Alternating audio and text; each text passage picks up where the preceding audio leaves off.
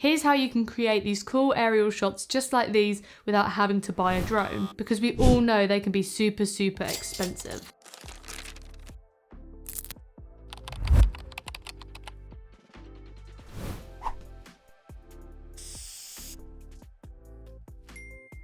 In order to create these fake drone shots, we'll be using Google's Earth Studio. This is essentially an animation tool which enables you to manipulate Google Earth satellite and 3D imagery to explore a virtual globe. In order to gain access to Google Earth Studio, you'll need to be using Google Chrome and complete the registration form as it's still in beta version. And I'll leave a link to the registration form down in the description so you don't have to go searching for it. After you've signed up and they've sent you the login link, then you'll be ready for this next step. When you eventually get into Google Earth Studio, it should look like this. And if you go to blank projects and then quick starts, you'll be able to select from different aerial templates such as point to point, zoom in, orbits, etc. But for the context of this video, I'm going to be using the fly to and orbit template, but obviously you can pick whichever one you fancy the most. Then in the next step, we'll have to put our location in that we're looking to orbit around. So I'm going to choose Wembley Stadium.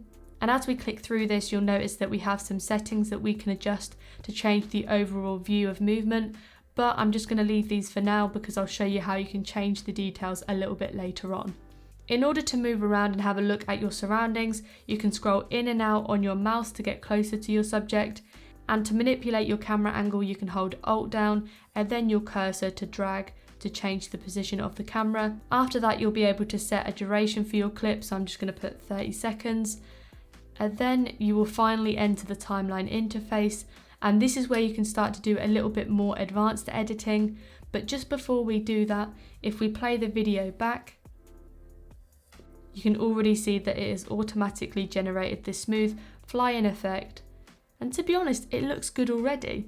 In terms of Google Earth Studio's keyframes, they work much like an editing software does. So for example, if you want to change the movement of a clip, you can either add more keyframes by using these diamond icons here, or you can select an already existent keyframe and then adjust the property details here. In order to manipulate the smoothness of the movement, you can also add keyframe animations such as ease-ins and outs through the animation tab at the top here, and obviously this will allow for better motion. And you can tell if a keyframe has an animation attached to it because it will create these little arrows which will show the movement of that keyframe. Another key section apart from the keyframes is the attributes menu, and this will allow you to add other features onto your clip. So for example, you can hit the time of day feature. So if you wanted to, you can create this sunrise or sunset time lapse just like this. And that could look quite cool. Alternatively, you can also add clouds through the attribute menu and also camera rolls as well. And that will basically just change the angle to make the flying a little bit more dynamic. As you can tell, there is so much to play around with here, and it is all personal preference. So it is worth going through all of the different settings and just being creative with it and seeing what fits your vibe. But after you've finalized everything and you're happy with your clip, you can then go ahead and render your video at the top here.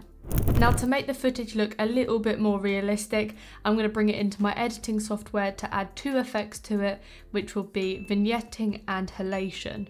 I'm editing in Premiere Pro, but this will work in pretty much any editing software that you choose to use. So firstly, I'm going to create an adjustment layer to add a vignetting effect onto. So this is just going to darken the border of the video and to add this shadow to the periphery of what would be the camera. So I'm going to increase the radius value, change this to stencil alpha, and then feather this vignetting circle out a little bit so it makes it look a little bit more natural. Next, I'm going to add some halation to bring a bloom effect to the highlights and to create a sense of softness to the video. So for this, I'm going to duplicate this original video layer, and then on that top layer, I'm going to add two effects, which will be the luma key and the Gaussian blur. Gaussian? I'm not sure how you say that. Then I'm just going to adjust these values and then change the blend mode to lighten. After this, if we do a quick before and after, you'll notice that the top layer has brought this halation effect onto the footage, so it makes it look a little bit more natural to what a drone would typically capture. However, after all of that, it is finally the big reveal time. So if we play the video back, it should look something like this.